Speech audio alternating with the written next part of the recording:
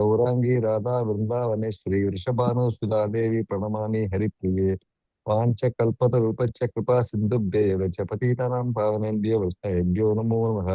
नमो ब्रह्मण्य देवाय गो ब्राह्मण हिताय च जगत्हिताय कृष्णाय गोविन्दाय नमो नमः। नमो महावतान्याय कृष्ण प्रेम प्रदाय ते कृष्णाय कृष्ण चैतन्य नाम्ने गौरद्विषे नमः।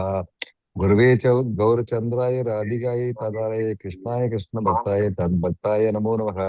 मूकं करोति वाचालं पंगुं लंघयते कृपात्तमहं वन्दे श्रीगुरुं दीनदारणं परमानन्दं माधवं श्रीचैतन्य ईश्वरं। नमः पंकजनाभाय नमः पंकजमालिने नमः पंकजनेत्राय नमस्ते पंकजाङ्घ्रे। कृष्णाय वासुदेवाय देवकी नंदनाय च नंदगोपकुमाराय गोविन्दाय नमो नमः। नम ओं विष्णुपादाय कृष्णपृष्ठाय भूतले श्रीमती भक्ति वेदांत स्वामी इति नामिने। नमस्ते सरस्वती देवी गौरवाणी प्रचारिणे निर्विशेष शून्यवादी पाश्चात्य देशतारिणे। नारायणं नमस्कृतं नरं चैव नरोत्तमं देवीं सरस्वतीं व्यासं ततो जयमुदीरयेत्। श्रीमदां स्वागत कृष्ण पुण्यश्रवण कीर्तन हर्ततं तोहे अभद्राणि विधुनोति स्वकृत्सदां नष्टप्रायेषु भद्रेषु नित्यं भागवत सेवया उत्तम श्लोके भगवतीर्भवति नष्टिः पञ्चतत्त्वामहं कृष्णं भक्तरूपस्वरूपकं भक्तावतारं भक्ताग्रं नमामि भक्तशक्तिहं। जय श्री कृष्ण चैतन्य प्रभु नित्यानंदा श्री अद्वैत गदाधर श्रीवासाति गौरभक्तवृंदा। हरे कृष्ण कृष्ण कृष्ण हरे हरे हरे राम राम राम हरे हरे। हरे कृष्ण कृष्ण कृष्ण हरे हरे हरे राम राम राम हरे हरे। हरे कृष्ण कृष्ण कृष्ण हरे हरे हरे राम राम राम हरे हरे। हरे कृष्ण माता जी। हरे कृष्ण प्रभु। हरे हरे कृष्ण कृष्ण प्रभुजी, हरे नंरी कृष्ण प्रभुजी, हरे हरे कृष्णा। कृष्ण। சங்கரன் பிரபு ஸ்கிரீன் ஷேர் பண்றீங்களா பிரபு நீங்க? பண்றேன் மாதாஜி. அது முடியுதா பாருங்க, இல்லைன்னா சாட் பாக்ஸ்ல போடுங்க, நான் வேணா கூட ஷேர் பண்றேன். முடிஞ்சதுன்னா இல்ல பண்றேன். நான் ஷேர் பண்ண முடியும்.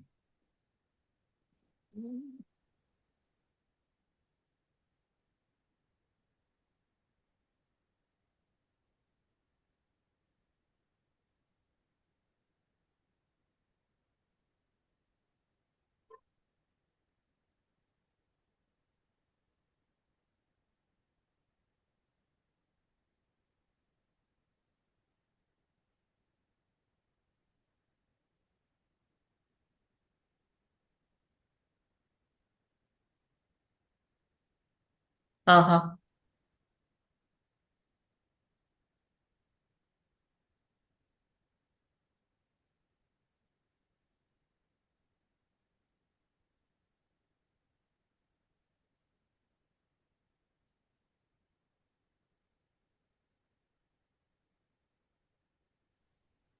தெரியுதா? ஓகே. हरे कृष्ण प्रभु जी माता जी। हरे कृष्णा।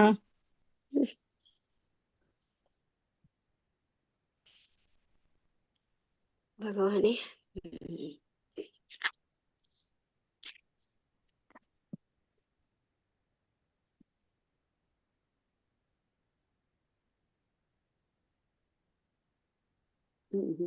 இப்ப இதுதான் ஃபர்ஸ்ட் இது இல்லையா?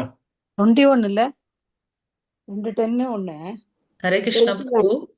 21 இப்பகுதி இன்னைக்கு தொண்டு 21 என்பது பார்க்கணும் இல்லையா? ஆமா,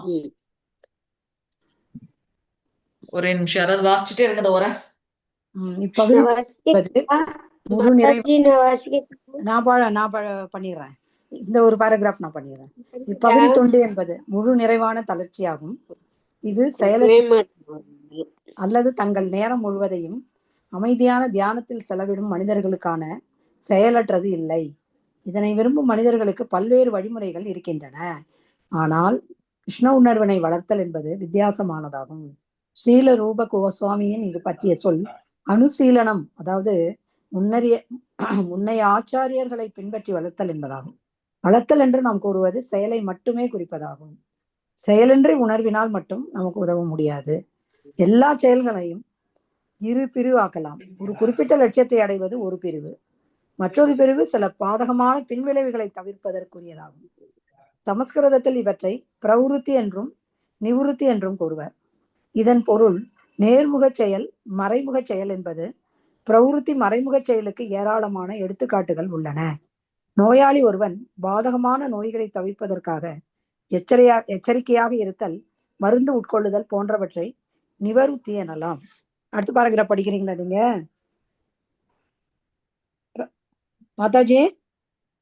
ஹரே கிருஷ்ணா. படிங்க. ஆன்மீக வாழ்வினை வளர்த்து கொண்டும் பக்தி தொண்டினை மேற்கொண்டும் இருப்பவர்கள் எப்போதும் உடலால் அல்லது உள்ளத்தால் செய்யக்கூடிய செயலில் ஈடுபடுகின்றனர். நினைத்தல், உணர்தல் அல்லது விரும்புதல் போன்றவை உள்ளத்தின் செயலாகும். நம் புறத்தே ஏதேனும் ஒன்றை செய்யும் பொழுது அச்செயல் தூல உடற்புலன்களால் வெளிப்படுத்தப்படுகின்றது.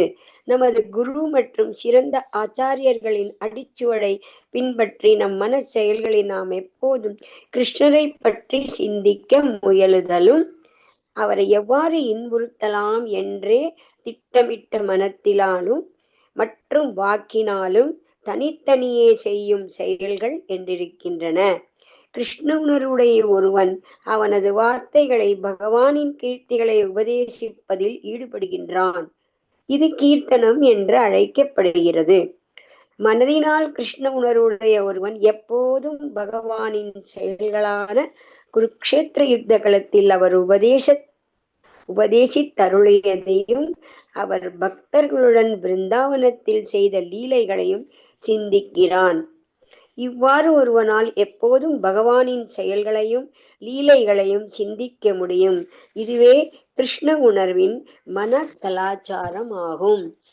22nd பேஜ் நான் படிக்கட்டா? யாராவது படிக்கிறாங்களா? படிங்க. இல்ல அவங்க பிரபுஜி வேணா படிக்கட்டும். நான் படிக்கட்டுமா மாதாஜி? படிங்க. ஆளுக்கு ஒரு பாராகிராஃப். 22 அதான் இருக்கு. அதானே அது போலவா இல்ல மாத்திரைகளா இது? அதுபோல் நமது உடலினால. ஓகே.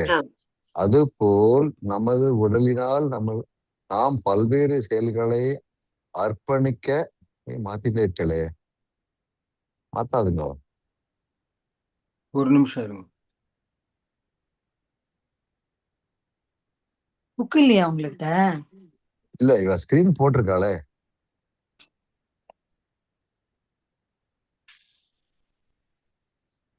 பிரபு கொஞ்சம் வெயிட் பண்ணுங்க, நம்ம டிஸ்கஸ் பண்ணிட்டு அடுத்தது போலாம்.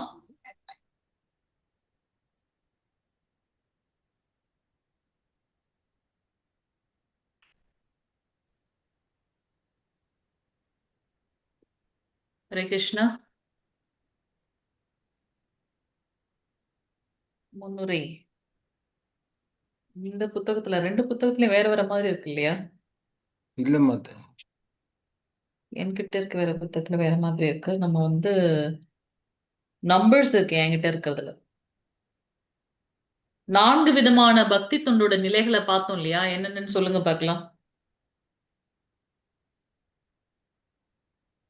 ஹரே கிருஷ்ணா. ரொம்ப பிலாசபிக்கலா இருக்கும்னு சொல்லிட்டு நம்ம பார்த்தோம். 4 விதமான பக்தி தொண்டு என்னென்னு பார்த்தோம். சிங்காரம், அது ஹாஸ்யம், அதெல்லாம் என்ன? ஆஹா, அது ரசம் இல்லையா? நேத்து நம்ம என்ன பார்த்தோம்? 4 நிலைகள்ல நம்ம பக்தி தொண்டை பத்தி படிக்க போறோம். இந்த பக்தி ரசாமிர்த சிந்துல 4 அங்கங்கள் இருக்கு அப்படின்னு பார்த்தோம் இல்லையா? ஆமா. என்னென்ன அந்த 4 அங்கங்கள்? முதல்ல நம்ம என்ன பார்க்கிறோம்? ஜென்ரலா பக்தினா என்ன அப்படின்றத பார்க்கிறோம். அடுத்தது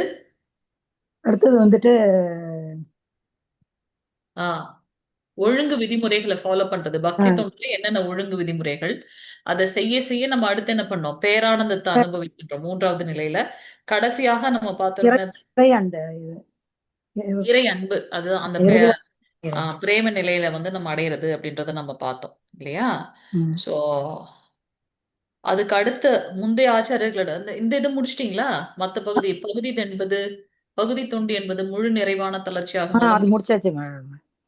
ஓகே. சோ இது செயலற்றிருத்தல் அல்லது தங்கள் நேரம் முழுவதையும் அமைதியான தியானத்தில் செலவிடும் மனிதர்களுக்கான செயலற்றது அல்ல.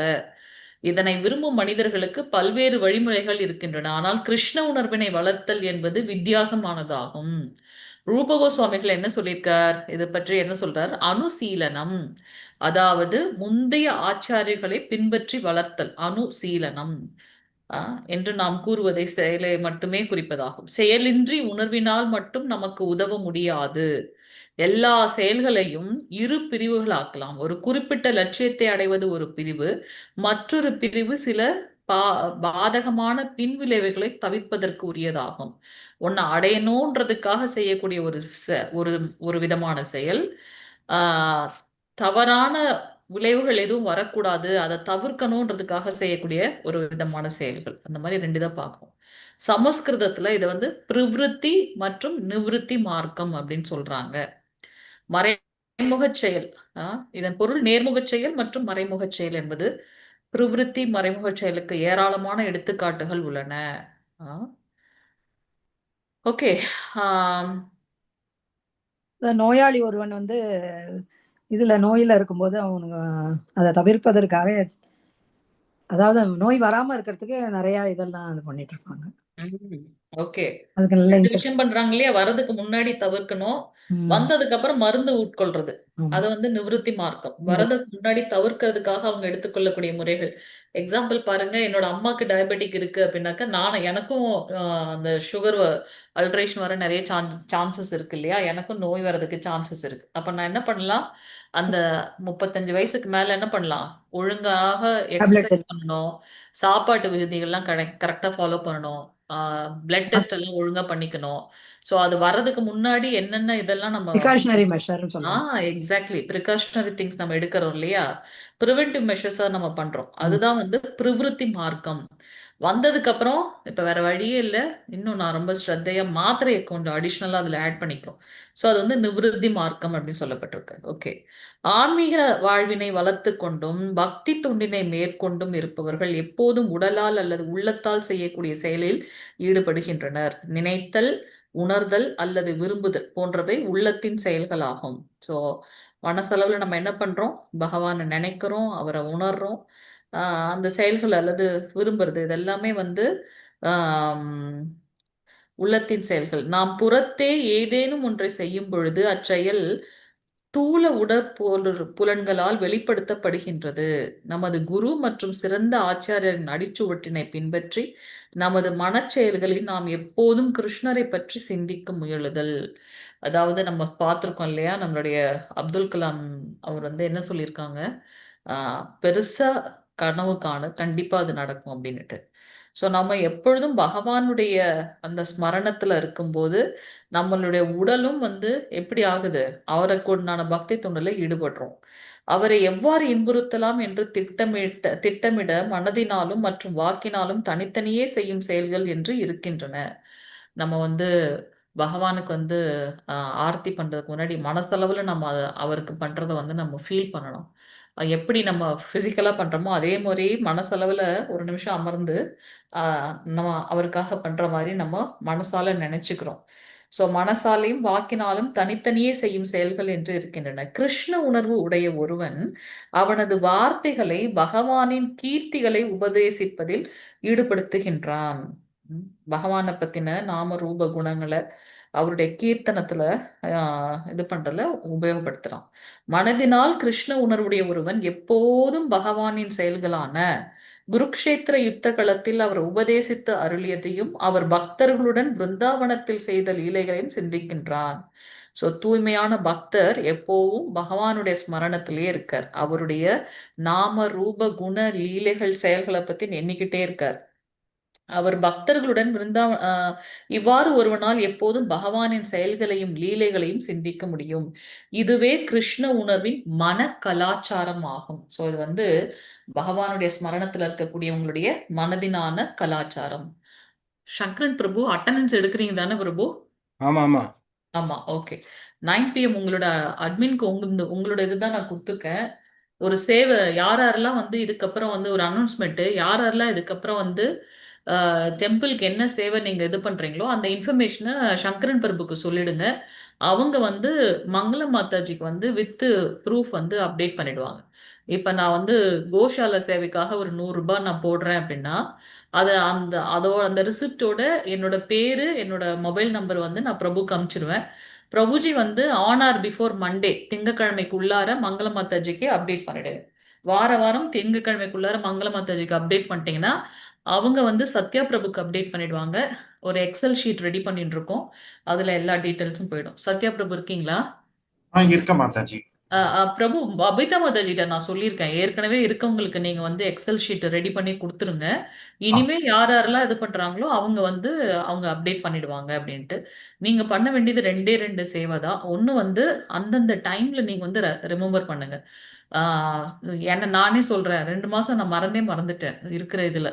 அப்புறம் இப்போ அவங்க திருப்பி ஆரம்பிக்கும் போது தான் ஞாபகம் வந்து 3 மாசத்தையும் சேர்த்து நான் வந்து சுதாமா சேவை பண்ண முடிஞ்சது. அதனால அதை மட்டும் யார் யாரெல்லாம் சுதாமா சேவை பண்ணியிருக்காங்களோ அவங்களுக்கு வந்து த்ரூ அட்மின் மூலமே நீங்க இன்ஃபார்ம் பண்ணாலும் சரி, இல்லைன்னா அந்த அந்த கான்டாக்ட் நம்பருக்கு சொன்னாலும் சரி. மொத்தமாவே இப்போதைக்கு நம்ம ஒரு 30 பேரோட டேட்டா பேஸ் தான் வந்திருக்கு. நிறைய பேர் சேவை பண்றாங்க, ஆனா இன்னும் அதை ஸ்ட்ரீம்லைன் பண்ணல நம்ம. சென்ட்ரல் லெவல்ல கோஆர்டினேஷன் வந்து நம்ம இந்த பிரபு இவங்க பண்ணுவாங்க, மோகன்தாஸ் பிரபு பண்ணுவாங்க. நான் அதுக்கு மெசேஜ் ரெடி பண்ணிட்டு இருக்கேன். மாதாஜி கிட்டயும் பேசியாச்சு. ஸோ உங்களுக்கு டேட்டா கம்ப்ளீட்டா கொடுத்துருவாங்க. அதுக்கு மேல நீங்க பில்டப் பண்ண ஆரம்பிச்சிருங்க பிரபு. ஓகே பிரபு. ஓகே. ஃபாலோவுக்கு ஏதாவது வாட்ஸ்அப் குரூப் மாதிரி இருக்கா மாதாஜி? ஏதாவது அந்த கௌரங்க குரூப்ல தான் இருக்கு. நம்ம அதுக்கு தான் வந்து அந்தந்த இல்லைன்னா எல்லாரும் கஷ்டமாயிடும் உங்களுக்கு. அந்தந்த வாரம் வந்து அங்க அவங்க உங்களுடைய அட்மின் இருக்காங்களே இன்சார்ஜ், அவங்க வந்து அந்த டீட்டெயில்ஸ் கேட்டு உங்களுக்கு அனுப்பிச்சு விட்டுருவாங்க. மங்கள மாதாஜிக்கு அனுப்பிச்சிருவாங்க. நீங்களும் அவங்களும் கோஆர்டினேட் பண்ணிட்டு நீங்க அப்டேஷன் அந்த எக்ஸல் ஷீட்ல சொல்லுங்க. அப்டேட் பண்ணி அவங்களுக்கு அனுப்பிச்சிருங்க. ஓகே. அவங்க இப்போ வயசானவங்க, அவங்க எல்லாமே பண்றாங்க. இருந்தாலும் அவங்களுக்கு சப்போர்ட் வேணும். இல்ல பரவாயில்ல. நம்மளுக்கு சேவை வேணும். அதுக்காக தான். வீக்கெண்ட் நான் பண்ணேன். டைம் இருக்க வீக்கெண்ட். ஓகே, ஓகே பிரபு. ஸோ நீங்க வந்து சண்டேலாம் எடுத்துட்டு மண்டேக்கு நீங்க அப்டேட் பண்ணீங்கன்னா அவங்களுக்கு கொடுத்தீங்கன்னா போதும். அவ்வளவுதான். சரி, சரி. ஓகே மாதாஜி. ஓகே. பிரபு நீங்க சங்கரன் பிரபு நீங்க அந்த சேவை பார்த்துக்கங்க பிரபு. எல்லாருமே ஏதாவது நீங்க ஈவன் 100 ருபீஸ் போட்டாலுமே கூட நீங்க அதை வந்து அமுச்சு விட்டுருங்க சங்கரன் பிரபுக்கு. அந்த அந்த ஷீட் வந்து பபிதா மாதாஜி அனுப்புவாங்களா? பபிதா மாதாஜி சத்யா பிரபுக்கு அனுப்புவாங்க. நீங்க நீங்க அந்த டென்ஷன் எடுத்துக்க வேண்டாம். உங்களுக்கு அட்டெண்டன்ஸ் டென்ஷனே பெரிய டென்ஷன். நீங்க என்ன பண்ணணும்னா யாராச்சும் சேவை பண்ணாங்கன்னா, டொனேஷன் சேவை பண்ணாங்கன்னா உங்களுக்கு ஸ்கிரீன்ஷாட்டோட அனுப்பிச்சிருவாங்க. நீங்க வந்து இவங்களோட கோஆர்டினேட் பண்ணிக்கோங்க மங்கள மாதாஜியோட. ஓகே மங்கள மாதாஜி பிரபுக்கு அனுப்பிச்சு விட்டுருவாங்க. இல்ல நீங்க சத்யா பிரபுக்கு டைரக்டா அனுப்பிச்சாலும் சரி. ஓகே மாதாஜி. ஓகே. மொத்தத்துல இன்டர்னலா இங்க கோஆர்டினேஷன் வந்து மங்களம் மாதாஜியும் சத்யா பிரபுவும், டெம்பிளோட கோஆர்டினேட் பண்றது மோகன்தாஸ் பிரபு. ஃபார் எக்ஸாம்பிள் லாஸ்ட் டைம் வந்து ராதா மாதாஜி வந்து சேவை பண்ணியிருந்தாங்க. அவங்க டாக்டரோட பர்த்டே வந்து அவங்க ரிமைண்ட் பண்ண உடனே பிரபு கிட்ட சொன்ன உடனே அவங்க மறுநாள் டெம்பிள்ல சொல்லி அவங்களுக்கு வந்து அங்க பூஜை எல்லாம் பண்ணாங்க அந்த டைம்ல. ஸோ அந்த மாதிரி கோஆர்டினேஷன் அவர் எடுத்துக்குவார் சென்ட்ரல் லெவல்ல. நம்ம இங்க இன்டர்னலா இது பண்ணி சொல்லணும். அது போல இந்த நல்ல நாள்லாம் வந்தது அப்படின்னாக்கா அவங்க நமக்கு ரிமைண்ட் பண்ணணும். நான் சுதாமா சேவ் பண்றேன், கூர்ம சேவ் பண்றேன். எனக்கு வந்து இந்த டேட் வந்து ஸ்பெஷல் டேஸ் சொல்லி நம்ம ரிமைண்ட் பண்ணா நம்ம மோகன்தாஸ் பிரபுக்கு சொல்லிடுவோம். ஸோ அவங்க வந்து டெம்பிள் அங்க சொல்லி மற்ற வேலைங்களை பார்த்துருவோம். ஓகே பிரபு. ஓகே மாதாஜி. இது ஒண்ணுதான் ஸ்ட்ரீம்லைன் பண்றதா இருந்துச்சு. அதை நம்ம இந்த வாரம் முடிச்சிட்டோம். ஓகே சரி, பேக் டு கிளாஸ். இப்போ என்ன நம்ம பார்த்தோம்? ஓகே. ஸோ அதனால எப்போ வந்து பகவானுடைய நாம ரூப குணலீலைகளை லயிச்சிருக்காங்களோ அவங்க வந்து உன்னதமான இதுதான் கிருஷ்ண உணர்வின் மன கலாச்சாரம் ஆகும். நம்ம தூய்மைன்னு வந்தாலே அகத் தூய்மை புற தூய்மைன்னு பார்க்குறோம் இல்லையா? ஸோ அந்த மனசு தூய்மை அடையணும் அப்படின்னாக்கா நாம ஜபம் ரொம்ப முக்கியமான ஒன்று. ஸோ இன்னொன்று நம்ம யாரெல்லாம் ஸ்ரத்தையா 16 மாலைகள் செய்யணுமோ கொஞ்சம் முயற்சி பண்ணி காலையில வர்றதுக்கு ட்ரை பண்ணுங்க. 4 மணிக்கெல்லாம் நம்மளுடைய தமிழ் கிளாஸோட இதே லிங்க் தனீஸ்வரி மாதாஜியோட லிங்க் ஓப்பன்ல இருக்கும். ஸோ நீங்க வந்து சாண்டிங்க்கு ஜாயின் பண்ணிக்கலாம். சரிங்களா? ஸோ நான் ஒன்று சொல்ல மறந்துட்டேன். அது ஏற்கனவே கிளாஸ்ல சொன்னனானும் தெரியல. மலையாளம் குரூப்ல வந்து இந்த தடவை கிளாஸ் பண்ணும்போது பிரபுஜி வந்து சொன்னாங்க, இஸ் கிரீஸ் நாமனிஷ்டதாஸ் பிரபுஜி. மலையாளம் குரூப்ல வந்து அந்த 16 ரவுண்ட்ஸை எப்படி அவங்க வந்து மேனேஜ் பண்றாங்கன்னா 2:30க்குலாம் அவங்க பக்தர்கள் யாரெல்லாம் அந்த L6 L5ல இருக்காங்களோ 2:30க்குலாம் குளிச்சுட்டு 3 o'clock எல்லாரும் அந்த லிங்க்ல ஜாயின் பண்றாங்க. 3 o'clockல இருந்து 4:30 வரைக்கும் 12 மாலைகள் ஜபம் பண்றாங்க. 4:30 to 5 o'clock மங்களார்த்தி, 5 to 5:30 remaining 4 rounds, 16 rounds முடிஞ்சிச்சு. அதுக்கப்புறம் வந்து மற்ற சேவையோ இல்லை மற்ற என்னென்னலாம் பண்ணணுமோ அதெல்லாம் பண்றாங்க. நான் நினைச்சேன் ரொம்ப நல்ல இதா இருக்குல்ல. ஆனா நம்மளுடைய லெவலுக்கு ஏத்த மாதிரி அது we have to stick on to that. அதையும் நம்ம பார்க்கணும். நைட்டு கொஞ்சம் சீக்கிரமா தூங்கணும். 10 மணிக்கு முடிச்சுட்டு நம்ம திருப்பி லேட் ஆகக்கூடாது. அதெல்லாம் பண்ணோம்னா இது நம்மளுக்கும் பாசிபிள். ட்ரை பண்ணி பார்க்கலாம். நம்ம பார்க்கலாம் நாளைக்கு எத்தனை பேர் 2:30 மணிக்கு எந்திரிக்க முடியுதான்னு தெரியல. 3 மணிக்கு நம்ம அட்லீஸ்ட் கிளாஸ்ல ஜாயின் பண்ண முடியலனாலும் பரவாயில்ல. 4 மணிக்கு வரீங்களான்னு பார்க்கலாம். ட்ரை மாதாஜி எனக்கு 16 ரவுண்ட் பண்ணா 40 நிமிஷம் தான் ஆகும் மாதாஜி. அவ்வளவு நேரம் என்ன பண்றது பிரபு, எனக்கு நீங்க புரியல. பெரிய லெவலு. உங்க லெவலுக்கு நம்மளால முடியாது. நீங்க ரொம்ப ஃபாஸ்டா பண்றீங்க. இவரும் அப்படிதான். சிங்கரம் பிரபுவும் அப்படிதான் பாத்தீங்களா? இப்ப ஆமா, எங்க அவர் 100 மாலை பண்ணுவாரு டெய்லி. பகவான் கிட்டே போய் உட்காந்துட்டாரு அவரு. ஹரி ஹரி ஹரி போல.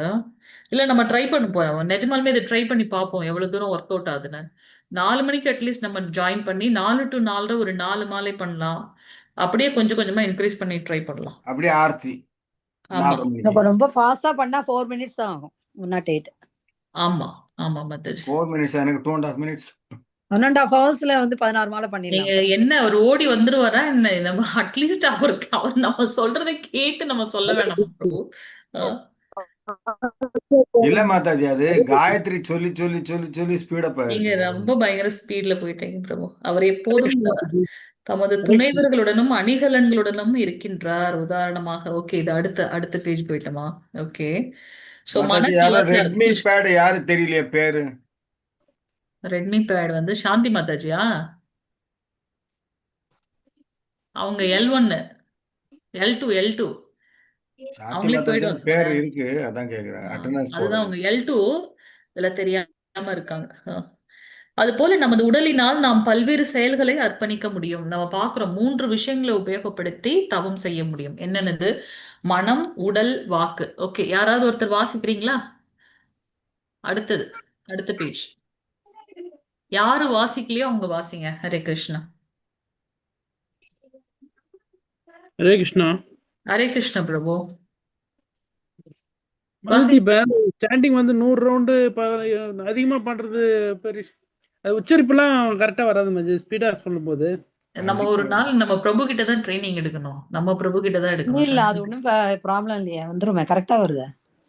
இல்ல இல்ல ஸ்பீடா நீங்க சொல்றேன். செல்லக்குமார் பிரபுவை கேளுங்க, அப்பா இது பண்ணுங்க, அவரும் கட கட கட கடன் பண்ணிடுவாரு.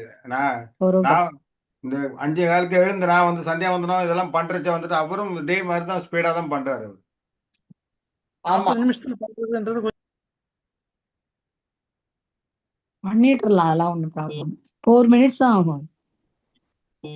மாதாஜி, அடுத்து நீங்களா? ஹரே கிருஷ்ணா மாதாஜி, நான் படிக்கலாமா மாதாஜி? 4 மினிட்ஸ்ல முடிச்சிட்டீங்க. ஓகே ஓகே, வாசிங்க மாதாஜி. ஜெயஸ்ரீ மாதாஜி வாசிங்க. அது இந்த போல் 108 ஒரு 4 மினிட்ஸ்ல முடிச்சிருவாங்க. ஹரி ஹரி எதுல இருந்து மாதாஜி படிக்கணும்? ஃபர்ஸ்ட் கிருஷ்ண உணர்வின் வளர்ச்சின்னு படிங்க. அது போல் அந்த அது போல் அந்த 22வது இது பேஜ் இல்லைன்னா இன்னொரு புத்தகத்துல 14 பேஜ் நம்பர் 14. இந்த புத்தகத்துல வந்து 20 22. செகண்ட் 20 செகண்ட் டிஸ்பிளேல இருக்கிறது படிக்கிறேங்க மாதாஜி. 22. படிங்க படிங்க. அது போல் அந்த ஹரே 10 கிருஷ்ணா புத்தகம் full ஆ மாதாஜி. படிங்க. சரிங்க மாதாஜி. அதுபோல் நமது உடலினால் நாம் பல்வேறு செயல்களை அர்ப்பணிக்க முடியும். ஆனால் இவ்வாறான செயல்கள் அனைத்தும் கிருஷ்ணருடன் உறவுடையதாக இருத்தல் வேண்டும். இவ்வுறவானது கிருஷ்ணரின் சீட பரம்பரையில் வந்த தகுதி வாய்ந்த ஆன்மீக குருவுடன் ஒருவன் தன்னை தொடர்புபடுத்திக் கொள்வதன் மூலம் நிலைநிறுத்தப்படுகிறது. ஆனால் உடலினால் செய்யும் கிருஷ்ண உணர்வு செயல்கள் ஆன்மீக குருவினால் நெறிப்படுத்தப்பட்டு பின்னர் நம்பிக்கையுடன் செய்யப்பட வேண்டும்.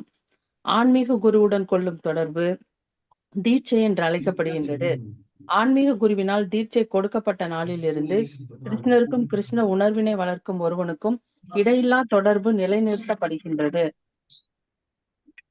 தகுதிமிக்க ஆன்மீக குருவினால் தீட்சை அளிக்கப்படாமல் கிருஷ்ண உணர்வுடனான உண்மை தொடர்பு ஒருபோதும் நிலைநிறுத்தப்படுவதில்லை. கிருஷ்ண உணர்வின் வளர்ச்சி என்பது பௌதிகமானதன்று.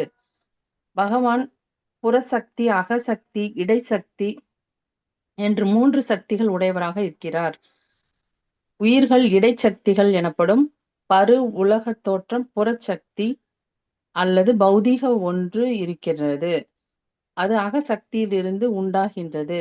இடைசக்திகள் எனப்படும் உயிர்கள் தாழ்ந்த புறசக்தியின் கீழ் செயல்படும் பொழுது பௌதிக செயல்களை செய்கின்றன.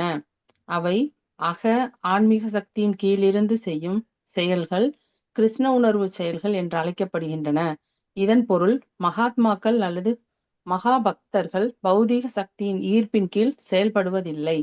மாறாக ஆன்மீக சக்தியின் ஈர்ப்பின் கீழ் செயல்படுகின்றனர் என்பதாகும். பக்தி தொண்டில் அல்லது கிருஷ்ண உணர்வில் செய்யப்படும் செயல்கள் எல்லாம் ஆன்மீக சக்தியின் நேரடி கட்டுப்பாட்டின் கீழ் செய்யப்படுகின்றன.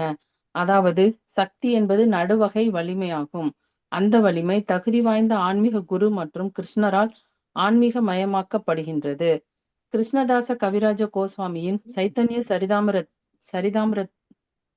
சரிதாமிருத்தத்தில் பகவான் சைத்தன்யர் கிருஷ்ணரின் கருணையினால் நல்ல அதிர்ஷ்டசாலி ஒருவன் தகுதி வாய்ந்த ஆன்மீக குருவுடன் தொடர்பு கொள்கிறான் என்று குறிப்பிடுகிறார். ஆன்மீக வாழ்வில் ஆர்வமுடையவனுக்கு அவன் தகுதி வாய்ந்த ஆன்மீக குருவுடன் தொடர்பு கொள்வதற்கான அறிவானது கிருஷ்ணரால் அளிக்கப்படுகிறது. பின்னர் ஆன்மீக குருவின் கருணையினால் அவன் கிருஷ்ண உணர்வில் வளர்ச்சி பெறுகிறான். ஹரே கிருஷ்ணா மாதாஜி. ஹரே கிருஷ்ண மாதாஜி. நன்றி மாதாஜி.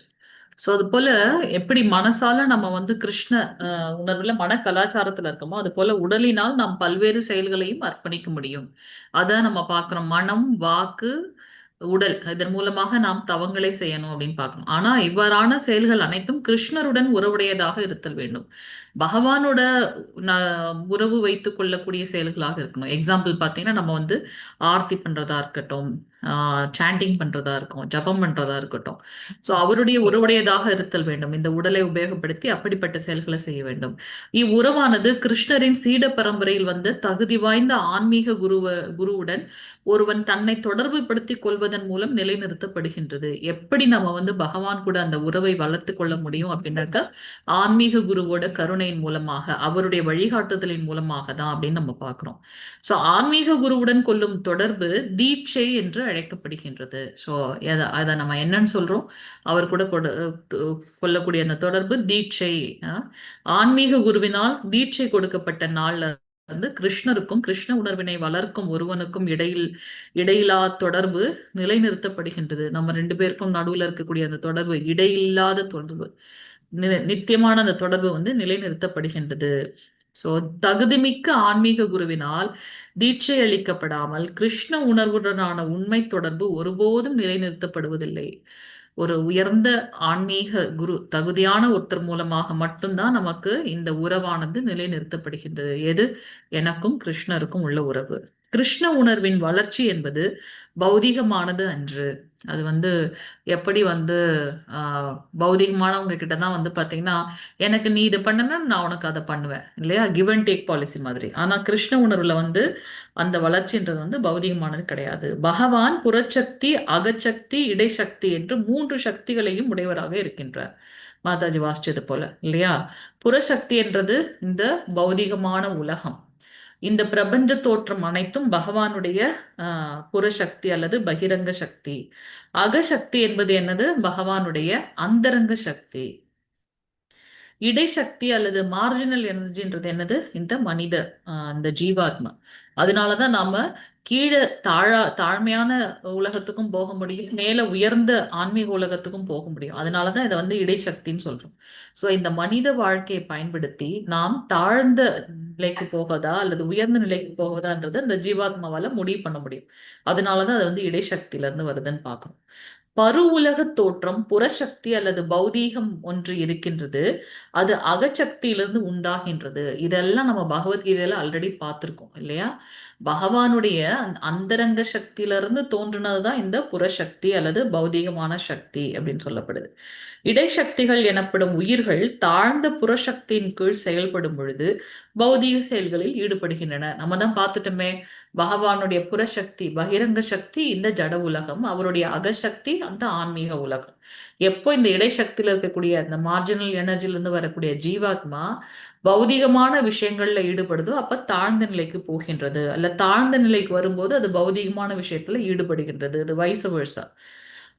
அவை அக ஆன்மீக சக்தியின் கீழிருந்து செய்யும் செயல்கள் கிருஷ்ண உணர்வு செயல்கள் என்று அழைக்கப்படுகின்றன. அதே சமயத்துல அது வந்து ஆன்மீகமான நிலைகள்ல அவங்களுடைய செயல்கள் செய்யும் போது மேல் உலகத்துக்கு நாம் போறதுக்கு பக்தி மார்க்கம், இப்ப நம்ம சொல்றோம் இல்லையா, நாம இந்த லோகத்துல இருக்கக்கூடிய ஜீவாத்மாக்களே இல்ல, நம்மளுடைய லோகம் வந்து எங்க இருக்கு? பேக் டு காடட்னு எதுக்கு வந்து பிரபுபாதர் எழுதினார்? நம்மளுடைய லோகம் அந்த கிருஷ்ண லோகம், உயர்ந்த கிருஷ்ண லோகம். சோ அங்க போறதுக்கு நாம என்ன பண்ணணும் அப்படின்னாக்கா கிருஷ்ண உணர்வில் நம்மளுடைய செயல்கள் இருக்க வேண்டும். அதுதான் கிருஷ்ண உணர்வு செயல்கள் அப்படின்னு அழைக்கப்படுகின்றது. சோ இந்த இடைசக்தியான மனித குலம் மேல் நோக்கி செல்வதற்கு நாம் என்ன ஒரு பிரயத்னம் பண்ணாலும் அது வந்து கிருஷ்ண உணர்வு செயல்கள் அப்படின்னு சொல்லப்படுது. சோ இதன் பொருள் மகாத்மாக்கள் அல்லது மகா பக்தர்கள் பௌதீக சக்தியின் ஈர்ப்பின் கீழ் செயல்படுவதே இல்லை. மகாபாகவதர்கள் எப்பவுமே வந்து பகவானுடைய ஸ்மரணத்திலேயே இருக்கிறதுனால அவர் இருக்கக்கூடிய அந்த நித்தியமான லோகத்துக்கு போறாங்க. கிருஷ்ணன் சொல்லியிருக்கார் இல்லையா, எவன் ஒருவன் மரணிக்கும் தருவாயிலும் என்னை பத்தி நினைச்சிட்டே இருக்கானோ அவன் வந்து நித்தியமான என்னுடைய லோகத்துக்கு வரான், அவன் மீண்டும் இந்த பௌதிக லோகத்துக்கு வரவதே கிடையாது அப்படின்னு சொல்றார். ஸோ அந்த மகா உத்தமர்கள் மகாத்மாக்கள் வந்து கீழ் உலகத்துல அவங்க ஈடுபடுறதே கிடையாது, மாறாக ஆன்மீக சக்தியின் ஈர்ப்பின் கீழ் செயல்படுகின்றார்கள், எப்பவும் அந்த ஆன்மீக உணர்வுலயே இருக்காங்க. இதையும் நம்ம பார்த்திருக்கோம் பகவத்கீதையில. இந்த லோகத்திலே இருந்தாலும் அவங்க எப்பவும் பகவானுடைய ஸ்மரணத்திலேயே இருக்கிறதுனால அவங்க வந்து எப்படி இருக்காங்க, உயர்ந்த ஆன்மீகிகளாவே இருக்காங்கன்னு பார்க்கணும். பக்தி தொண்டில் அல்லது கிருஷ்ண உணர்வில் செய்யப்படும் செயல்கள் எல்லாம் ஆன்மீக சக்தி நேரடி கட்டுப்பாட்டின் கீழ் செயல்படுகின்றன. நாம செய்யக்கூடிய அத்துணை பக்தி தொண்டும், ஏன்னா அது வந்து பௌதிகமான செயலே கிடையாது. பௌதிகமான செயல் என்ன, நான் ஒரு பலனை எதிர்பார்த்து புலன் உணர்ச்சிக்காக என்னுடைய சுய இன்பத்திற்காக ஒரு செயலை செய்யும்போது அது பௌதிகமான செயல், தாழ்நிலை செயல். அப்ப அது என்னை மீண்டும் மீண்டும் இந்த உலகத்துல பௌதிகப்படுத்தும். ஆனா ஆன்மீகமான செயல் அப்படி அல்ல. எக்ஸாம்பிள் பாத்தீங்கன்னா, எனக்கு வந்து ஒரு வீடு இருக்கிறது பத்தல, அப்ப நான் என்ன பண்றேன், இன்னும் இப்ப எல்லார்கிட்டயும் பந்தா காட்டணுன்றதுக்காக நான் இன்னும் கடினமா உழைச்சு திருப்பி இன்னொரு வீடு வாங்குறேன். அப்போ அந்த அந்த அந்த ஆர்வம் எனக்கு திருப்பி திருப்பி இந்த பௌதிக லோகத்திலே பிறப்பெடுக்க வைக்கின்றது. ஆனா அந்த ஆன்மீக லோகம் அப்படி அல்ல. பகவான என்கிட்ட இருக்கக்கூடிய செல்வத்தை நான் எப்படி வந்து பகவான திருப்திப்படுத்துறதாக இருக்கணும். போதும், எனக்கு அவர் வந்து நல்ல பிளஸ் பண்ணியிருக்காரு, நல்ல ஃபேமிலி இருக்கு, நல்ல மற்ற எனக்கு என்னென்ன தேவையோ எல்லாம் பூர்த்தி ஆயிடுச்சு. அதை விட அதிகமாக எனக்கு செல்வம் கிடைக்கும் போது அதை நான் வந்து அவருக்காக நான் வந்து திருப்தி பண்றதுக்கு உபயோகப்படுத்துறேன். ஆன்மீக பக்தர்களுக்கும் பகவானுக்கும் பக்தி தொண்டு செய்வதற்காக நம்ம உபயோகப்படுத்துறோம் அப்படின்றத நம்ம பார்க்கிறோம். ஸோ நம்ம கூட பார்த்தோம் இல்லையா, 25% வந்து பகவானுக்கும் பகவானுடைய பக்தர்களுக்கும் பக்தி தொண்டு செய்வதற்காக உபயோகப்படுத்து. அதுல உடனே தனியா நான் வந்து 25% வைக்கணுமானா அப்படி கிடையாது. நம்ம கோவில் போறதுக்காக ஒரு ஆட்டோ எடுக்கிறோம், இல்ல ஒரு கார் எடுக்கிறோம், அதுக்குண்டான செலவுகள் அது எல்லாமே வந்து எதெல்லாம் பக்தி சார்ந்து நாம செலவிடுகின்றோமோ அதெல்லாம் அந்த 25% நம்ம வந்து ஒதுக்கி வைக்கிறோம் இல்லையா, நம்மளுடைய இதுல இருந்து வருமானத்துல இருந்து அதுலயே அடங்கும் அப்படின்றத நம்ம பார்க்கலாம். ஓகே, இவரை இப்போ ஃபார் எக்ஸாம்பிள் நம்ம 50,000 சேலரி வாங்குறோம் அப்படின்னாக்கா ஒரு 12.5 நான் செப்பரேட்டா இதுக்கு எடுத்து வச்சுக்கணுமானா அப்படி இல்லை. பகவானை கோயிலுக்கு போகும்போது நம்ம சும்மா போக மாட்டோம், ஏதாவது வாங்கிட்டு போவோம். அதுக்கப்புறம் ரொம்ப தூரமா இருக்கு, ஒரு தடவை போய் வர்றதுக்கே இவ்வளவு செலவாகுது. இது எல்லாமே வந்து அந்த பக்தி தொண்டுக்காக நாம செலவிடக்கூடியதுல வந்துரும். இப்ப நம்ம வந்து மாதாஜி சொல்லிட்டு போனாங்க, அந்த இதுக்கு நம்ம ஏதாவது சேவை பண்றோம். ஸோ எல்லா சேவையுமே வந்து அதுக்குள்ள அடக்கம் அப்படின்றத நம்ம பார்க்கலாம். நம்ம இப்போ இவ்வளவு கரெக்டா கட் அண்ட் ரைட்டா எடுத்து வச்சணும்னு அப்படி நினைக்கிறோம் இல்லையா, அந்த தவறான இதை களையிறதுக்கு தான் நான் இந்த எக்ஸ்பிளனேஷன் சொல்லிட்டு இருக்கேன்.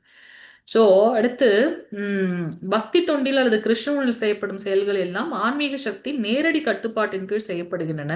அதாவது சக்தி என்பது நடுவகை வலிமையாகும். இந்த வலிமை தகுதி வாய்ந்த ஆன்மீக குரு மற்றும் கிருஷ்ணரால் ஆன்மீக மயமாக்கப்படுகின்றது. ஸோ பகவானாலையும் பகவானுடைய பக்தர்களான ஆன்மீக குருக்களாலையும் அது என்ன பண்ணுது, ஸ்ட்ராங் படுத்தப்படுது.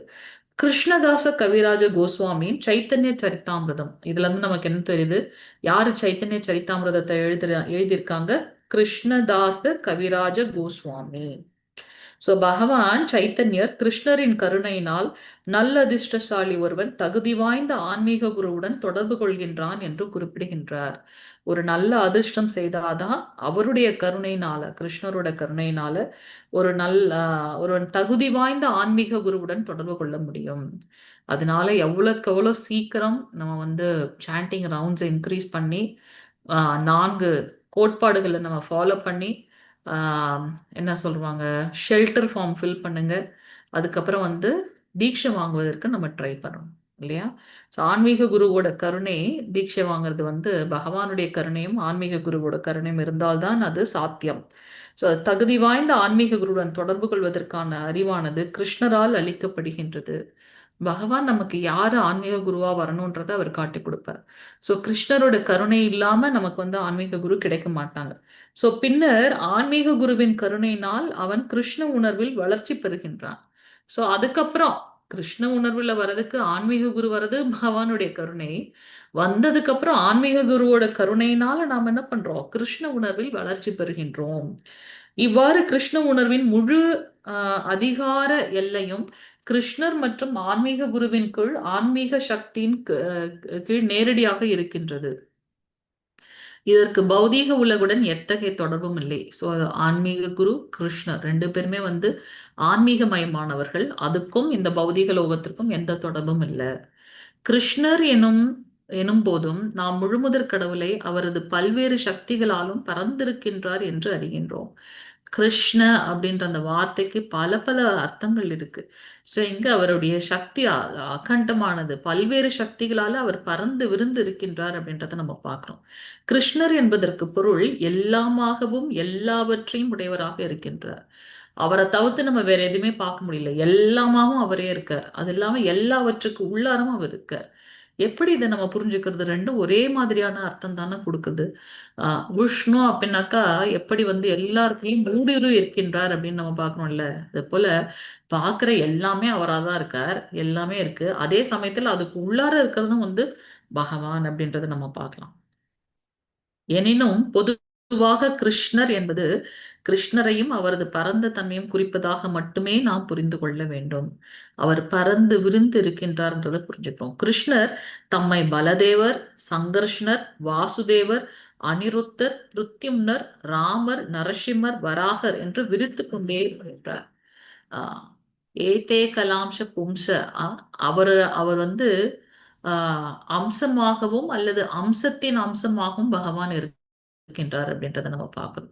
ஸோ நம்ம ஸ்ரீமத் பாகவதம் படிக்கும்போது பார்க்கிறோம், பகவானுடைய அங்கம் அங்கத்திலிருந்து வந்த அங்கம் அப்படின்னு சொல்லி நம்ம பார்க்கிறோம். ஸோ இவங்க எல்லாமே வந்து பார்த்தீங்கன்னா இதுல இருந்து என்ன தெரியுது அப்படின்னாக்கா ஸ்ரீ கிருஷ்ணரே மூல முழுமுதற் கடவுள். நான் முன்ன கிளாஸ் எல்லாம் இது படிக்கிறதுக்கு முன்னாடி பார்த்தீங்கன்னா எல்லாரும் ஒரே மாதிரி தான் நினைச்சுப்போம். ஏன்னா அவங்க எல்லாம் அவதாரம்.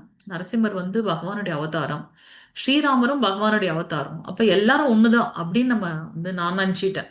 ஆனா அது இப்ப நம்ம படிக்க தான் தெரியுது. எல்லாரும் பகவானுடைய அம்சமாகவோ அல்லது அவதாரமோ இல்ல அவதாரத்தின் அவதாரமாக இருந்தாலும் பகவான் அவதாரி. அவர் வந்து பாத்தீங்கன்னா இப்ப வந்து நரசிம்ம பகவான் வந்து அந்த ஒரு குறிப்பிட்ட காலகட்டத்துல அவர் தோன்றினார். அவருக்கு ஏதாவது பால்ய லீலைகள் மற்ற லீலைகள் இருக்கான்னு பார்த்தா இல்ல. அது போல ஸ்ரீராமர் வந்து ஒரு புருஷ அவதாரம் மாதிரி. புருஷ அவதாரம்னா அந்த இதுல சொல்லல, ஒரு ஒரு மரியாதை புருஷர் அப்படின்னு நம்ம பார்க்கிறோம். மரியாதை கலந்து அவர்கிட்ட பழக முடியும். ஸ்ரீ கிருஷ்ணர் அப்படி இல்லை, ரொம்ப எளிமையானவர். கோப்பர் வந்து அவர் வாயில போட்டு இருக்க அந்த என்ன சாப்பிடுறாரோ அதை இவர் என்ன பண்றாரு, அவர் வாயில இருந்து எடுத்து இவர் சாப்பிடுறது. இது வந்து எப்படி சாத்தியம்? நம்மளாலே அதை யோசிக்க முடியல. ஆனா அவர் எவ்வளவு ஒரு எளிமையாக இருந்திருக்கார் பகவான் ஸ்ரீ கிருஷ்ணர்ன்றதை நம்ம பார்க்கிறோம். அவர் வந்து புளிப்பா இருக்கு, இது என்னோட கிருஷ்ணனோட உடம்புக்கு ஆகாதுன்னு சொல்லிட்டு அந்த கோப்பர் அவர் எவ்வளவு பக்தி மார்க்கத்துல இருக்காருன்னு பாருங்க. அவர் எவ்வளவு ஒரு பாசமா இருக்காரு. இது வந்து கிருஷ்ணருக்கு ஆகாதுன்னு சொல்லிட்டு அவர் என்ன பண்றாரு, புளிச்ச தயிர் அப்படின்னு சொல்லிட்டு அவர் வந்து அதை முழுங்க போக இவர் என்ன பண்றாரு, அவர் வாயில வச்சுருக்கிறது இவர் 2 பக்கமும் குத்தி அவரோட வாயில இருந்து வரும் இல்லையா, அதை கிருஷ்ணர் வந்து அனுபவிக்கின்றாருன்னு பாக்குறோம். இதெல்லாம் பார்த்த உடனே பிரம்மதேவருக்கு இருந்த 4 தலை சுத்த ஆரம்பிச்சிருச்சு. அவரை நம்ம என்ன நிலையில அவர் வந்து அவர் என்ன எல்லாத்துக்கும் தலைவர். அவர் வந்து ரிஷிகேஷர், மூல முழுமுதற் கடவுள், பரம புருஷர், அவர் ஈஸ்வரர், பரம கிருஷ்ணர், சச்சிதானந்த விக்கிரகர் அப்படிலாம் சொல்லிட்டு இங்க வந்து பார்த்தா இவர் என்னடா இப்படி ஒரு சௌலபியமா இருக்காரு, எவ்வளவு ஒரு எளிமையாக இருக்காரு அப்படின்னு சொல்லிட்டு இவர் தான் முழுமுதற் கடவுளான்னு எனக்கு வந்து நம்பவே முடியலேன்னு சொல்லிட்டு தான் அவர் அந்த லீலையை பண்றார். அவருடைய நண்பர்களை எல்லாம் கொண்டு போய் அந்த மேகத்தின் நடுவுல வந்து அவர் மறைத்து வைக்கின்றார். அந்த விஷயங்கள்லாம் பார்க்கிறோம். ஸோ இங்க நம்ம அங்க பார்க்க வரோம் அப்படின்னாக்கா அனைத்துமே வந்து அவருடைய அவதாரமாகவே இருந்தாலும் அனைத்தின் மூலம் யாரு அப்படின்னாக்கா பகவான் ஸ்ரீ கிருஷ்ணர். அது எது வந்து அவங்கள வேறுபடுத்தி காட்டுது, ஈவன் ஸ்ரீராமரை விட அவருமே வந்து ஸ்ரீ கிருஷ்ணரிடத்திலிருந்து வந்தவர்ன்றத வந்து எது வேறுபடுத்தி காட்டுது அப்படின்னு பாத்தீங்கன்னா அவருடைய அந்த அந்த எளிமைன்றது வந்து அவர் வந்து வேறுபடுத்தி காட்டுகின்றது அப்படின்றத நம்ம இங்க பார்க்க முடிகின்றது. சோ அததான் இங்க வந்து நம்ம பாக்குறோம். சங்கர்ஷ்ணர், வாசுதேவர், அனிருத்தர் அந்த ஸ்ரீமத் பாகவதத்துடைய அந்த முதல் விரிவங்கம், 2ஆம் தர விரிவங்கம், அதுல இருந்து எப்படி எல்லாம் ஒவ்வொருத்தரா வராங்க அப்படின்றத நம்ம இங்க பார்க்கலாம். சோ மூல முழுமுதற் கடவுள் யார் அப்படின்னாக்கா ஸ்ரீ கிருஷ்ணர். சோ பல்வேறு பிற அவதாரங்களாகவும் எண்ணற்ற விஷ்ணு அவதாரங்களாகவும் விரித்து கொண்டிருக்கின்றார். நமக்கு தெரிந்த பகவான சிவபெருமான், விஷ்ணு, பிரம்மா அப்படின்னு பாக்குறோம். அந்த விஷ்ணுக்குள்ளேயே வந்து பாத்தீங்கன்னா நிறைய விஷ்ணுக்கள் இருக்காங்க அப்படின்றத நம்ம பாக்குறோம். ஸ்ரீமத் பாகவதத்தோட முதல் ஸ்கந்தத்தோட முதல் புத்தகத்தோட அந்த அட்டப்படம் இருக்கு இல்லையா, அதுல நீங்க பாத்தீங்கன்னா தெரியும் எத்தனை விதமான விஷ்ணுக்கள் இருக்காங்க அப்படின்றத நம்ம பாக்குறோம். அவங்க இருக்கக்கூடிய அந்த லோகம் தான் வந்து வைகுண்ட லோகம். அந்த வைகுண்ட லோகத்துக்கும் மேல இருக்கிறது வந்து கோலோக விருந்தாவனம். அந்த கோலோக விருந்தாவனத்திலும் எப்படி தாமரை பூல வந்து நிறைய இதழ்கள் இருக்கும், மத்தியில வந்து அந்த இது இருக்கும் இல்லையா, அது போல மத்தியில இருக்கிறது வந்து ராசலீலை நடக்கக்கூடியது. இருக்கிற லீலைகள்லயே ரொம்பவும் உன்னதமான லீலை வந்து அந்த ராசலீலை. மத்த அந்த இதழ்கள்லாம் நீங்க பாத்தீங்கன்னா கோலோக விருந்தாவனம் சார்ட் எடுத்து பாத்தீங்கன்னா தெரியும். அந்த ஒரு ஒரு இதழ்லயும் பாத்தீங்கன்னா ஒரு ஒரு லீலை வந்து அவர் பண்ணியிருப்பார். ஆஹ் வீட் அந்த அசுரர்களை வதம் பண்ணின லீலையா இருக்கட்டும், இல்ல தாமோதர லீலையாக இருக்கட்டும், அந்த மாதிரி ஒரு ஒரு இது. சோ அந்த அந்த இடமே வந்து பாத்தீங்கன்னா கோலோக விருந்தாவனம். சோ அது எங்க இருக்கு? வைகுண்ட லோகத்துக்கும் மேல இருக்கு அப்படின்றத நம்ம இங்க பார்க்க முடிகின்றது. ஓகே. சோ கிருஷ்ணர் இவை போன்ற எல்லா அவதாரங்களையும் அது போல அவரது தூய பக்தர்களையும் தமக்குள் உடையவர் ஆகின்றார். எல்லாரையும் தமக்குள்ள வச்சுருக்கார். பிரம்ம சமீதியில் கிருஷ்ணரின் அவதாரங்கள் அனைத்தும் ஆஹ் சச்சித் ஆனந்த முழு நிறைவு பெற்றவை என்று குறிப்பிடப்படுகின்றது. பக்தி தொண்டு என்பதற்கு பரமபுருஷ பகவானான கிருஷ்ணரின் உன்னத இன்பத்திற்கு சாதகமாக இருக்கும் கிருஷ்ண உணர்வு செயல்களை நிறைவேற்றுவது என்ற பொருளாகும். பக்தி தொண்டு அப்படின்னாலே டிவோஷன் அப்படின்னு சொல்லல புரோபாதர். நீங்க எங்க எடுத்து பார்த்தாலும் டிவோஷனல் சர்வீஸ் அப்படின்னு சொல்றார். பக்தி அப்படின்னாலே அது வந்து பக்தி தொண்டு தான், பகவானுக்கு செய்யக்கூடிய தொண்டு தான். அந்த அந்த வார்த்தையவே வந்து அவர் ரீடிஃபைன் பண்ணி டிவோஷன் சொல்லாம டிவோஷனல் சர்வீஸ் அப்படின்னு சொல்றார்.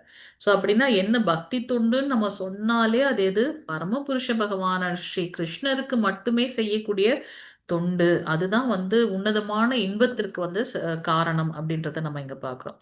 சோ அவ்வாறின்றி பகவானின் உன்னத நலத்திற்கு பாதகமான செயல்கள் பக்தி தொண்டாக ஏற்றுக்கொள்ளப்பட முடியாது. 2 விதமான விஷயங்கள் பார்த்தோம்னா அனுகூல்ய பிரதிகூல்ய அப்படின்னு பார்த்தோம். சாதகம் பாதகம். ஒரு விஷயத்துக்கு ஊக்குவிக்கக்கூடிய விஷயங்கள் சாதகமானது, அதை அதை தாழ்த்தி செய்யக்கூடிய விஷயங்கள் வந்து பாதகமானது அப்படின்றத நம்ம இங்க பாக்குறோம். சோ இங்க வந்து எதெல்லாம் பகவானை திருப்திப்படுத்துறதுக்கு உதவுகின்றதோ அதெல்லாம் வந்து சாதகமான செயல்கள், அப்படி அல்லாதது எல்லாமே பாதகமான செயல்கள். அசுரர்களான ராவணன், கம்சன், இரண்யகசிபு போன்றவர்கள் எப்போதும் கிருஷ்ணரை சிந்தித்துக் கொண்டுதான் இருந்தார்கள். ஆனா அவங்க அவரை தங்கள் பகைவராக சிந்தித்தனர். இவ்வாறாக சிந்தனை பக்தி அல்லது கிருஷ்ண உணர்வாக ஏற்றுக்கொள்ளப்படுவதில்லை. ஆமா, இங்கேயும் அவங்க என்ன பண்றாங்க?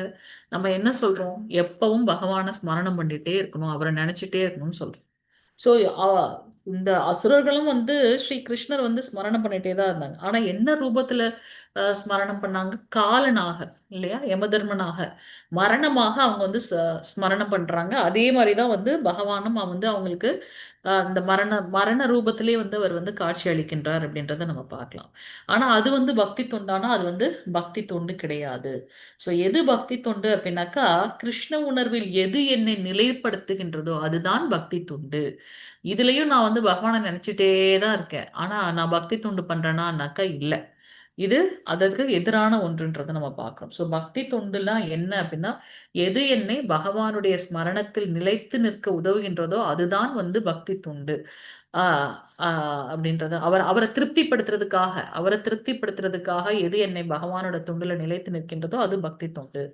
அருவவாதிகள் சில சமயம் கிருஷ்ணரை அவரது அணிகலன்கள் மற்றும் லீலைகளிலிருந்து பிரிப்பதன் மூலம் பக்தி தொண்டை தவறாக புரிந்து கொள்கின்றார்கள். சோ அருவவாதிகளோட கருத்து என்ன அப்படின்னாக்கா, அருவம், பகவானுக்கு ரூபம் இல்லை, அருவம், ரூபமற்றவர். சோ அவருக்கு வந்து ரூபமே இல்லைன்னு வரும்போது அங்க எங்க வந்து அணிகலன்கள் இருக்கும், அங்க எங்க வந்து ஆபரணங்கள் இருக்கும் இல்லையா? ஆனா அது வந்து சரியான புரிதலா அப்படின்னு பார்த்தோம்னாக்கா சரியான அது புரிதல் கிடையாது. ஏன்னா பகவான் மிகவும் மனிதர்களை போல ரொம்ப அழகிய ரூபத்தை கொண்டவர், பூரணமானவர். அவர் அணிந்திருக்கிறது எல்லாமே வந்து திவ்ய ஆபரணங்கள், திவ்யமான ஆயுதங்களை வச்சுருக்கார் அப்படின்றத நம்ம பார்க்க முடியுது.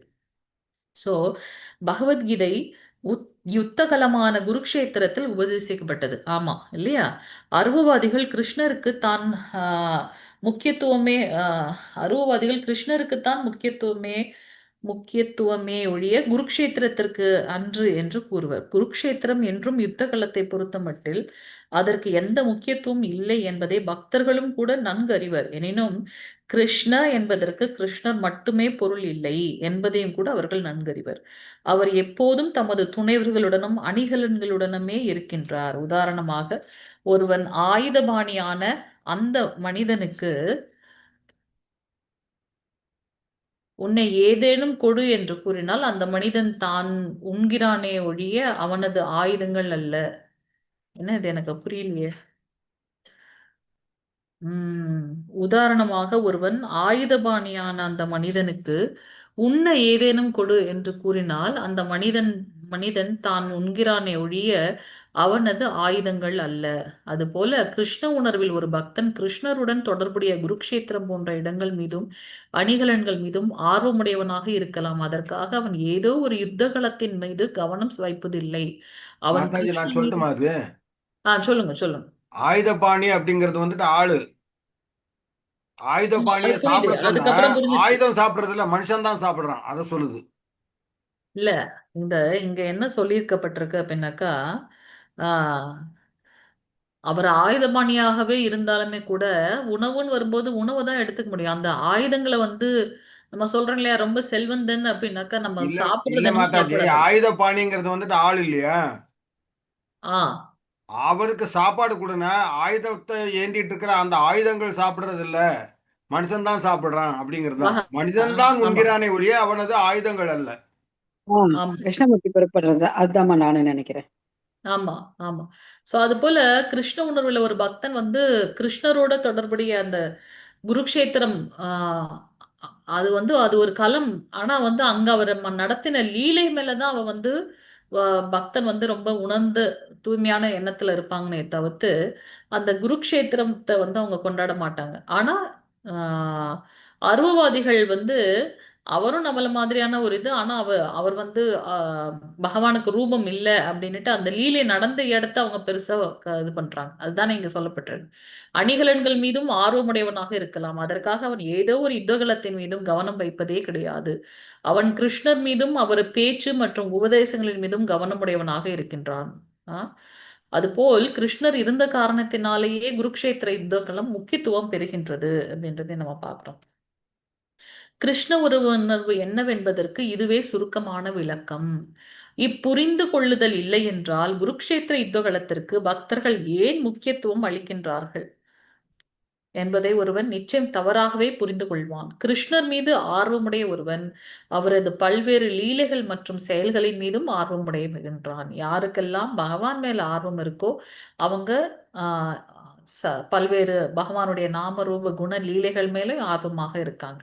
ஏன்னா அவங்களுக்கு தெரியும் பகவானுக்கும் பகவானுடைய நாம ரூப குண லீலைகளுக்கும் எந்தவித வேறுபாடும் இல்லைன்னு. ரூப கோஸ்வாமியால் பக்தி ரசாமிர்த சிந்துவில் தூய பக்தனை பற்றி கொடுக்கப்பட்டிருக்கும் விளக்கத்தின் சுருக்கம் பின்வருமாறு அவனது தொண்டு நலம் பயப்பதாகவும் கிருஷ்ணருடன் எப்போதும் தொடர்புடையதாகவும் இருக்கும். Always remember Krishna, never forget கிருஷ்ணான்னு பார்க்குறோம் இல்லையா? ஸோ இங்க ரூப கோஸ்வாமிகள் என்ன சொல்றாரு அப்படின்னாக்கா, பகவானுக்கு இருக்கக்கூடிய அந்த தொடர்பு நமக்கு எப்பவும் நன்மை பயக்கக்கூடியதாக இருக்கு அது அப்படின்றத சொல்றார். ஸோ கிருஷ்ண உணர்வு செயலின் தூய்மையை காத்துக்கொள்ள ஒருவன் அனைத்து உலகியல் இச்சைகளிலிருந்தும் தத்துவார்த்த யூகங்களிலிருந்தும் விடுதலை பெற்றவனாக இருக்க வேண்டும். 2 விஷயங்கள் சொல்லப்பட்டிருக்கு. என்னது? இந்த பௌதிகமான இச்சையிலிருந்து நாம வெளியில வரணும். அது போல இப்படி இருக்குமோ அப்படி இருக்குமோன்னு சொல்லிட்டு ஒரு யூகத்தின் அடிப்படையில் இருக்கக்கூடிய விஷயத்துல இருந்து நம்ம வெளியில வரணும். பகவானுக்குரிய தொண்டை தவிர பிறவற்றின் மீது கொள்ளும் ஆசை உலகில் ஆசை ஆகும். அவரை தவிர்த்து மத்தது மேல வைக்கக்கூடிய ஆசையெல்லாம் உலகியல் ஆசை. அது போல தத்துவார்த்த யூகம் என்பது ஒரு வகையான யூகம். அது ஒரு மனக்கற்பனை. இப்படி இருக்கலாம் அப்படின்ற ஒரு யூகம், அது உண்மை அல்ல.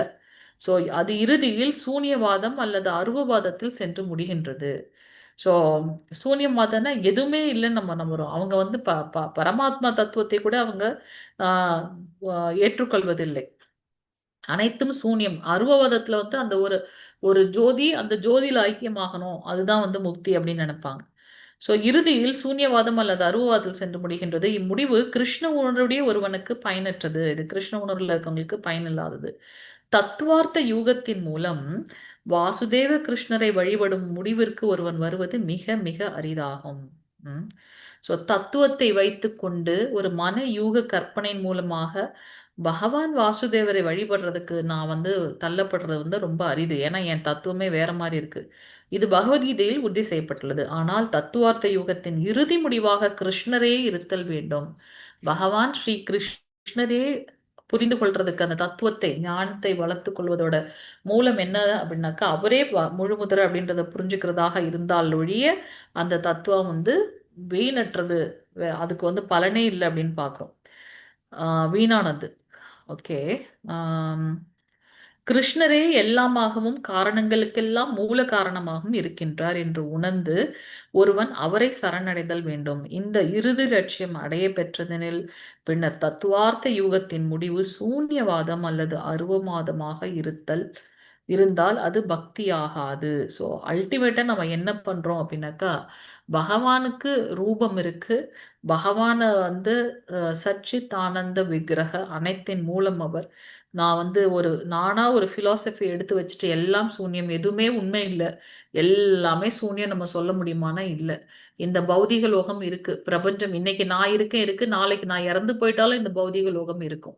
அது நித்தியமானது. என்ன, அந்த ஊழி காலத்தில் பகவானுடைய அவ்வியக்தத்துள்ள மறைஞ்சின்றது, திருப்பி அது வெளியில வருது, அவ்வளவுதான். இல்லையா? அது இருக்கு, அது இல்லாம இருக்கு அப்படின்னு நம்ம சொல்ல முடியாது. சூன்யவாதிகள் எதுவுமே இல்லை, சூன்யம் அப்படின்னுறாங்க. அருவவாதிகள் என்ன சொல்றாங்க, அவருக்கு ரூபமே இல்லை, அந்த ஒளிக்கற்றை, அதுல நம்ம ஐக்கியமாகணும்னு சொல்றாங்க. ஸோ இது ரெண்டுமே வந்து அபத்தம். கர்மம் அல்லது பலன் தரும் செயல்கள் சில சமயம் வைதீக சடங்குகளாக புரிந்து கொள்ளப்படுகின்றது. வேதங்களில் குறிப்பிடப்பட்டுள்ள வைதீக சடங்குகளினால் ஈர்க்கப்பட்டோர் பலர் ஆவர். ஆனால் ஒருவன் கிருஷ்ணரை அறிந்து கொள்ளாது வைதீக சடங்குகளில் மட்டுமே ஈர்ப்புடையவனாக இருந்தான் என்றால் கிருஷ்ண உணர்வுக்கு அவரது செயல்கள் நலம் பயப்பதில்லை. உண்மையில் கிருஷ்ண உணர்வானது கேட்டல், ஓதுதல், நினைத்தல், நவவித பக்தி தொண்டு இருந்தாலும் ஸ்ரவணம், கீர்த்தனம், விஷ்ணு ஸ்மரணம், முதல் 3 தான் வந்து ரொம்ப சிரேஷ்டமாக சொல்லப்பட்டிருக்கு. முதலியவற்றின் அடிப்படையிலானதாகும். ஸ்ரீமத் பாகவதத்தில் 9 பல்வேறு வழிமுறைகள் சொல்லப்பட்டிருக்கு. இவற்றை தவிர பிற செயல்கள் எவையும் கிருஷ்ண உணர்வுக்கு பாதகமானவையே ஆகும். இந்த நவவித பக்தி தொண்டை தவிர்த்து நாம என்ன செய்தாலும் அது கிருஷ்ண உணர்வுக்கு பாதகமானது, நமக்கு வந்து வீழ்ச்சி கொடுக்கக்கூடியது. அதனால் ஒருவன் எப்போதும் வீழ்ச்சிக்கு எதிராக தற்காத்து கொள்ள வேண்டும்.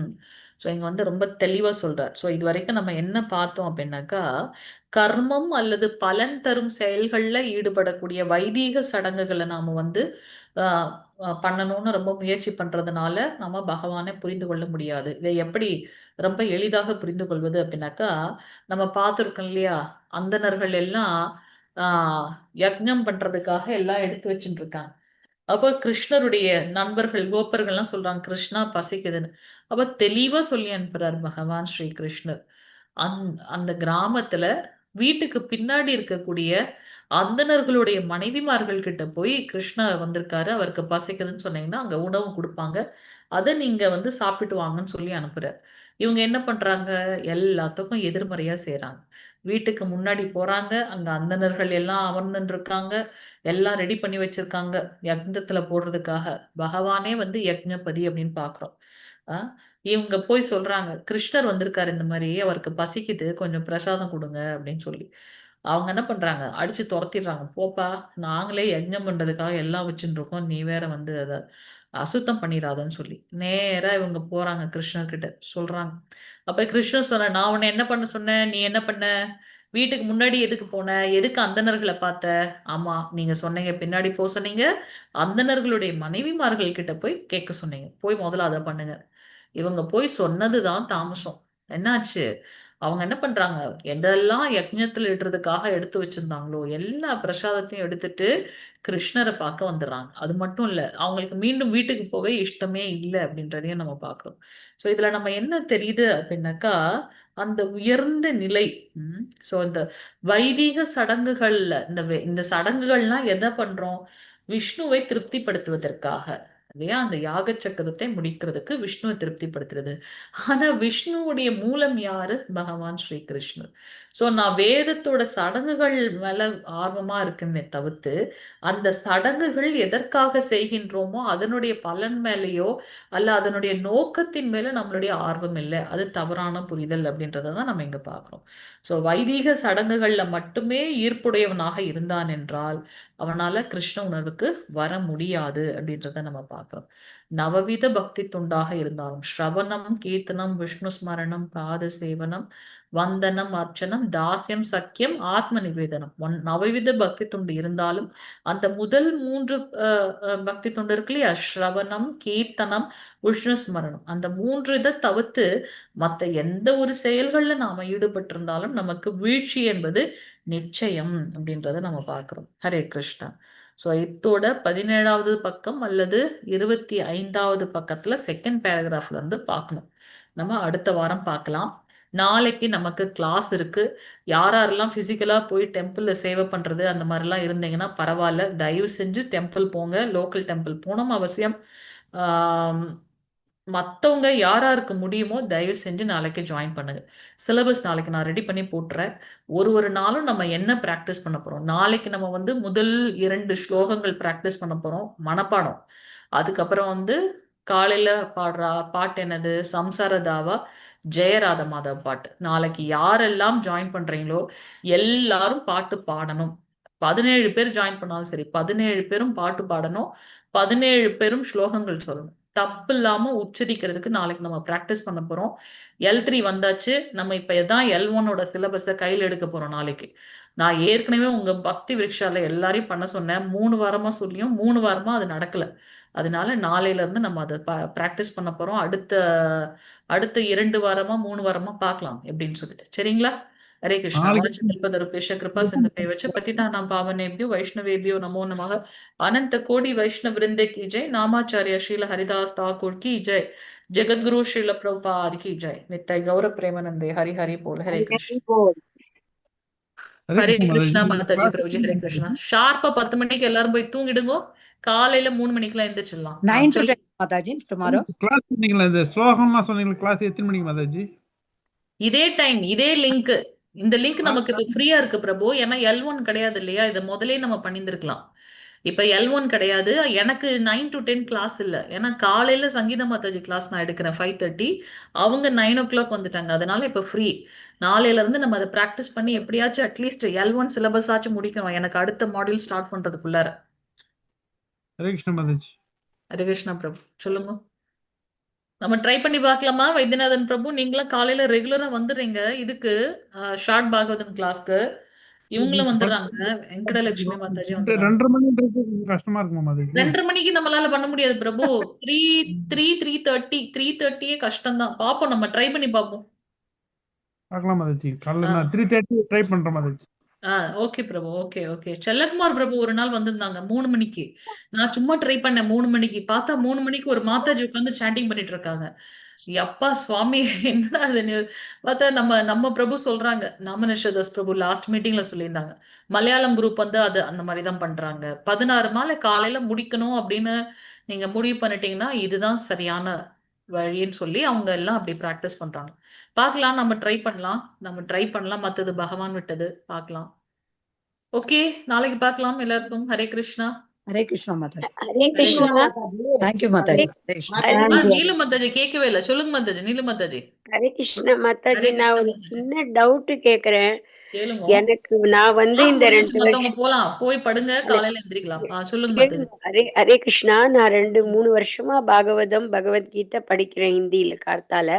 சாயந்தரம் இந்த தமிழ் கிளாஸ்ல ஆட் பண்றேன். எனக்கு குருன்னு நான் யாரை தேடி போறது எனக்கு தெரியலையே. நீங்க அதை கண்டினியூ பண்ணிட்டே இருங்க, அவர் உங்களுக்கு காட்டுவார். ஏன் நீங்க இது எடுக்கல, ஷெல்டர் எடுக்கல? எனக்கு எல்லாம் தெரியாது மாதாஜி அதெல்லாம். அதனால எனக்கு இதெல்லாம் எனக்கு தெரியாது. நான் சரி, பாட்டுக்கு ஓகே. சரி நான் உங்களுக்கு தாரிணி மாதாஜியோட கனெக்ட் பண்ணி விடுறேன். நீங்க அவங்க கிட்ட பேசி பாருங்க. சரிங்களா? நம்ம தொடர்ந்து 1 வருஷம் நம்ம இதுல இருக்கோம், சங்கத்துல இருக்கோம் அப்படின்னா நமக்கு ஒவ்வொருத்தரை பத்தியும் தெரியும். இல்லையா? இப்ப ம். கிட்டத்தட்ட நம்ம வந்து மோர் தென் 3 மந்த்ஸ் நம்ம டிராவல் பண்றோம். ஆன்லைன் இருந்தாலும் ஒவ்வொருத்தர பத்தி நமக்கு 1 தெரியும். வருஷம் ஆயிடுத்து பாருங்க. போன ஜனவரி 2ல இருந்து தானே கிளாஸ் ஆரம்பிச்சேன். அதுதான் நான் அப்போலேருந்து சொல்றேன். நான் வந்துட்டு இருக்கேன் நான். அதனால தான் ஆ. சொல்றேன். அப்போ நம்ம என்ன பண்ணணும்னாக்கா, நீங்க எடுத்துக்கங்க. ஷெல்டர் எடுத்துக்கங்க. அடுத்து நம்ம வந்து தீட்சைக்கு பிளான் பண்ணலாம். நம்ம குரூப்ல இருந்தும் வந்து நம்ம பண்ணணும். நான் எனக்கு நான் அது நினைச்சேன். அவ்வளவு தூரம் லெவல் 3 எனக்கு முடிச்சதுக்கு அப்புறம் ஆ, நம்ம அத பத்தி பேசலாம் அப்படின்னு சொல்லிட்டு. ஆனா ஆ ஷெல்டர் எனக்கு எடுக்கலாம் எல்லாருமே. லெவல் ஏன்னா 3ல நீங்க எனக்கு ஷெல்டர் அவ்வளவு எடுக்கலாம். அப்படின்னா இப்ப இந்த படிக்கிறதெல்லாம் வீணா போயிடுமா? அதெல்லாம் நோ, ஒண்ணும் no, no, no, no, no, no. எங்க நம்ம ஆ, என்ன நீங்க யாரு நீங்க? நம்ம என்ன படிச்சிருக்கோம் ஏற்கனவே? பக்தியில மட்டும் வீழ்ச்சின்றதே கிடையாது. ஒண்ணுமே சின்ன ஆகாது. முயற்சி கூட. ஆ. நானுமே அதான் எனக்கு அதெல்லாம் தெரியல. நான் பாட்டுக்கு அவர் ஆரம்பிங்கோன்னாங்க ஆரம்பிச்சுட்டோம். அப்புறம் இங்க இது தமிழ் இது எனக்கு ரொம்ப இன்ட்ரெஸ்ட் இதே ஆரம்பிச்சுட்டேன் நான். சரி. அதனால ஒண்ணும் எனக்கு பிரச்சனை இல்ல. நான் நாம பாட்டுக்கு தமிழ்ல நான் இருந்தே உங்கள படிக்கிறேன். ப்ராசஸ் பண்ணலாம். நீலுமத்தாஜி. தமிழ்ல ம், இதுல இருந்தே நம்ம வந்து இது பண்ணலாம். புஷ்பா மாதாஜி 82 இயர்ஸ் அவங்க வந்து ம். தீட்சை வாங்குனாங்க. மங்கள இப்போ மாதாஜி நம்ம பாக்குறோமே மாதாஜி சொல்லக்கூடாது. 2 நாளா நன்னாவே இல்ல. உடம்பு ஒரே ஃபீவர் மாதிரி இருக்கு. படுத்துட்டே இருந்திருக்கேன். எந்திரிக்கவே இல்ல. ஒரு தண்ணி கூட குடிக்கல நான். ஹரே கிருஷ்ணா. பையனுக்கு ஒரே ஆச்சரியம். என்னம்மா இது இப்படி இருக்கே நீ அப்படின்னு. இல்லடா ம். நான் கிருஷ்ணா கிருஷ்ணான்னு சொல்லிட்டு இருக்கேன். விட்டுடுறா என்ன அப்படின்னுட்டேன் நான். சீக்கிரம் ஷெல்டர் எனக்கு எடுத்து நீலமத்தாச்சி சீக்கிரம் ஷெல்டர் எடுத்து தீட்சை வாங்குங்க. ஆமா.